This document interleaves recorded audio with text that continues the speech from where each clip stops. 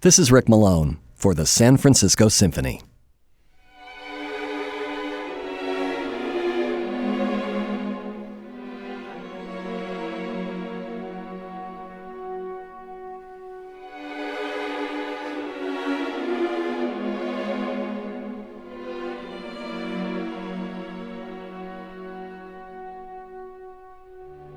It's not surprising that the audiences of Tchaikovsky's time assumed that his Symphony No. 6 was his final farewell statement.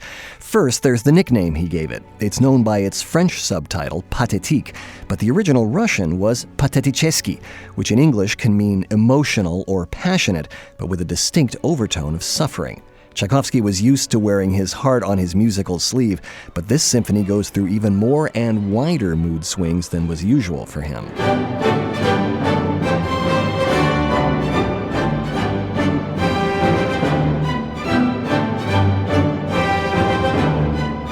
Then there's the matter of the finale, which is long and somber, almost depressing, the very opposite of what his audience would have expected.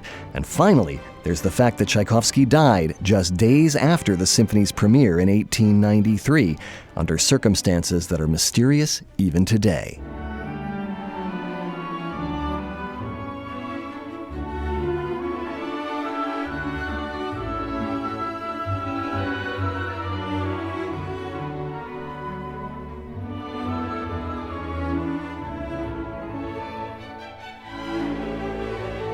At the premiere of the Pathétique, Nikolai Rimsky-Korsakov asked Tchaikovsky whether he had a program for this composition.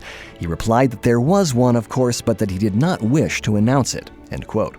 Well, in February, Tchaikovsky had written to his nephew that he was working fast and furiously on a new symphony, and that it would have a program, but, he said, a program of a kind that would remain an enigma to all. Let them guess. But the symphony will just be called Program Symphony No. 6. This program is saturated with subjective feeling, and often, while composing it in my mind, I shed many tears. Do not speak of this to anyone. End quote.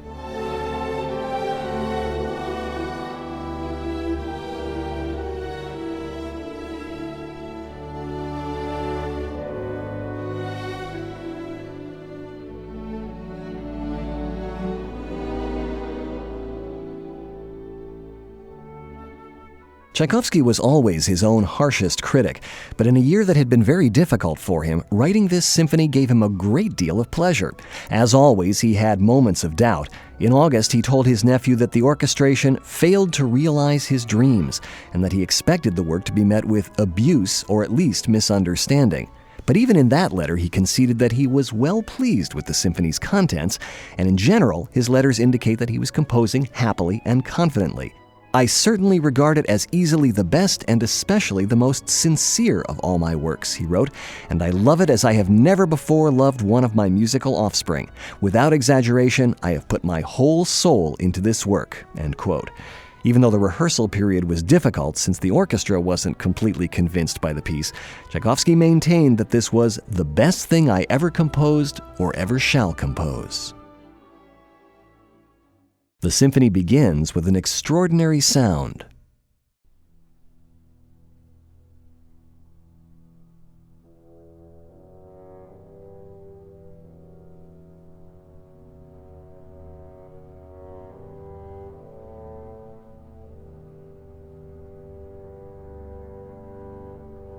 A very low bassoon rises through the murk of double basses and low violas like a shadow rising from a grave. This and the beginning of the finale, which is at exactly the same tempo, are the symphony's slowest passages. But this isn't an introduction. When this adagio section finally picks up speed, it's a continuation of the same musical thought.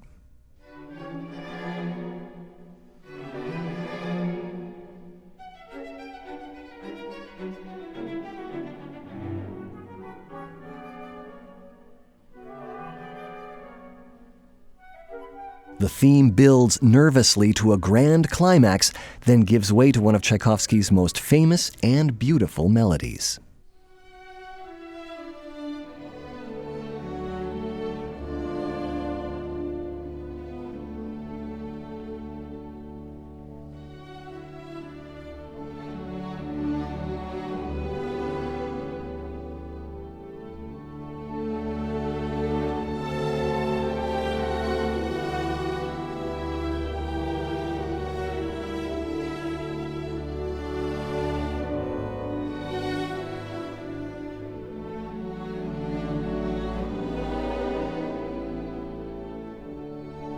It's a very personal transformation of one of his own favorite pieces, Don José's flower aria in Carmen.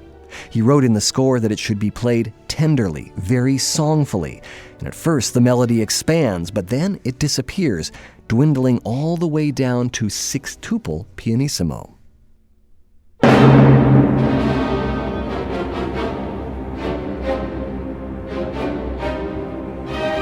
The development section of the movement takes the nervousness of the first theme and whips it into a storm that accelerates to another climax.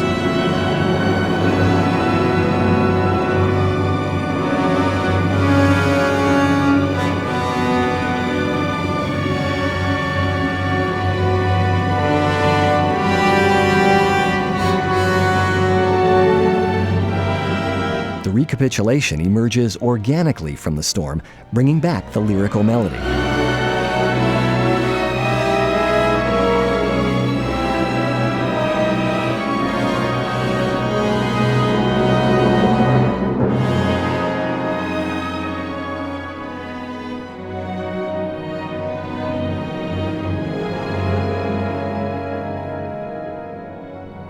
This time, the dying of the melody leads to a solemn coda.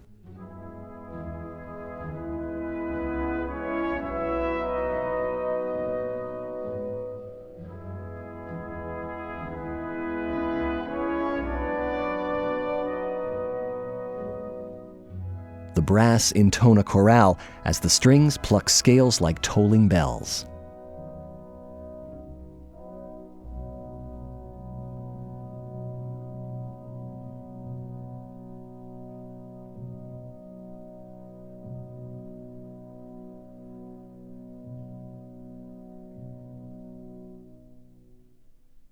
Tchaikovsky was probably the best composer of orchestral waltzes not named Strauss.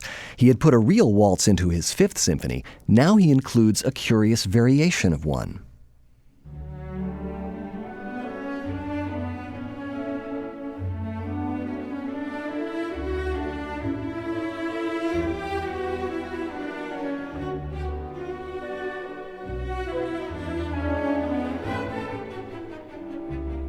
It's a haunting and graceful waltz, but in the unusual time signature of 5 beats to a measure instead of the usual 3. Each measure is made up of 2 plus 3. You could turn the movement into a normal waltz by stretching the first beat of each measure, but you would take away its charm and its unusual power.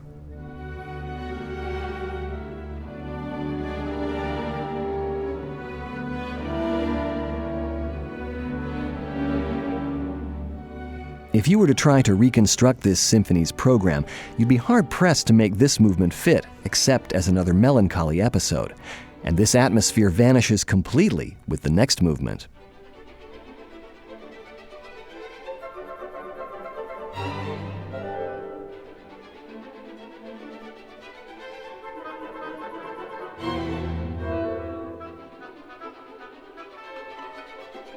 It's a brilliant scherzo full of strange flashes and thunders that finally reveals itself as a fiery march.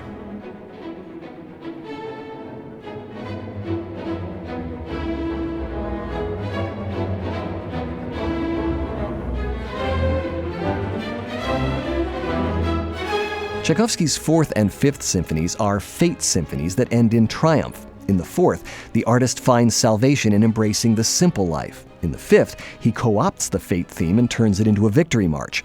But the march in the Pathétique is no triumph. It's a last gasp before the sudden and unexpected anguish of the finale.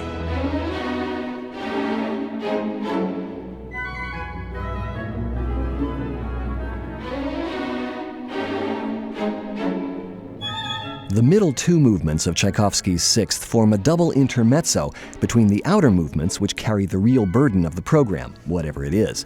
But unlike most intermezzos, which serve as palate cleansers, this one has the dramatic power to offset the emotional weight of the opening and the finale.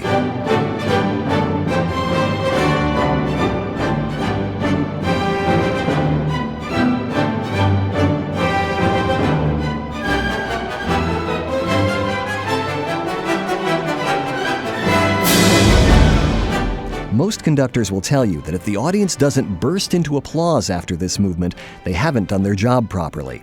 It has to evoke that kind of reaction, or you lose the shock of what comes next.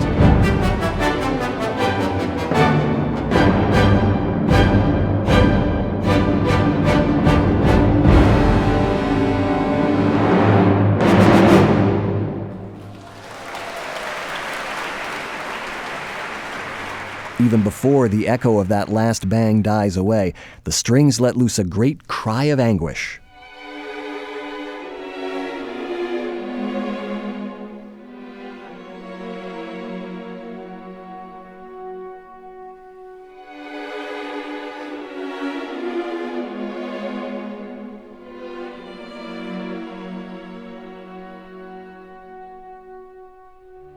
Then sink into the depths.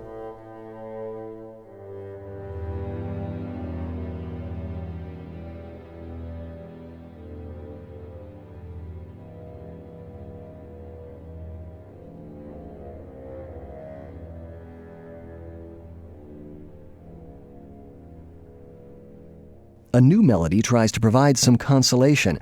It's in a major mode and a variation of the sweet melody from the opening movement.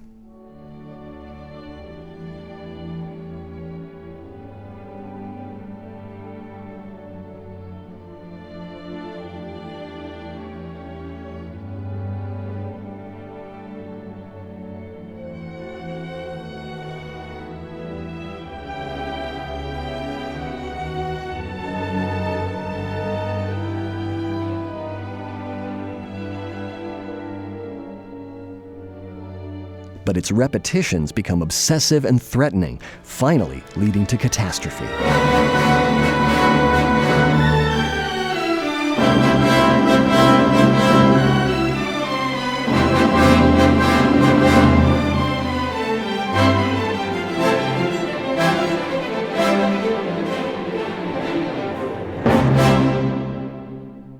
The lamenting melody from the opening of the movement rises from the broken shards.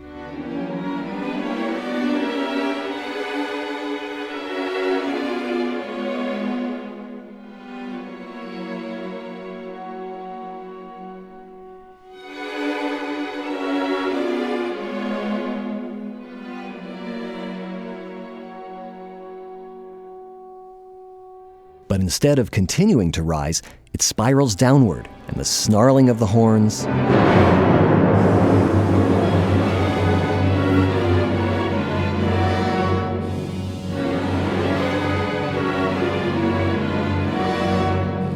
and a single soft stroke on the tam-tam are the final tokens of disaster, harbingers of defeat.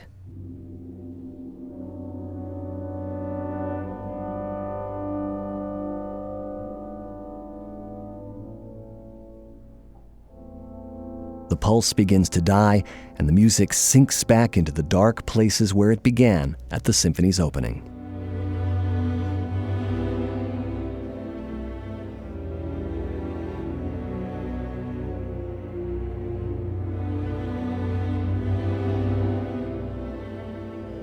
The audience at the premiere of Tchaikovsky's Sixth was polite but hesitant, but the second performance, just 3 weeks later and after Tchaikovsky's death, was a triumph. What had been a bewildering symphonic experience at first took on a new and frightening meaning. If Tchaikovsky had just switched the order of the last two movements, it would have resulted in a more conventional Beethoven Victory Symphony. Instead, the plunge from light into darkness set the stage for the deeper psychological explorations in music that were still to come.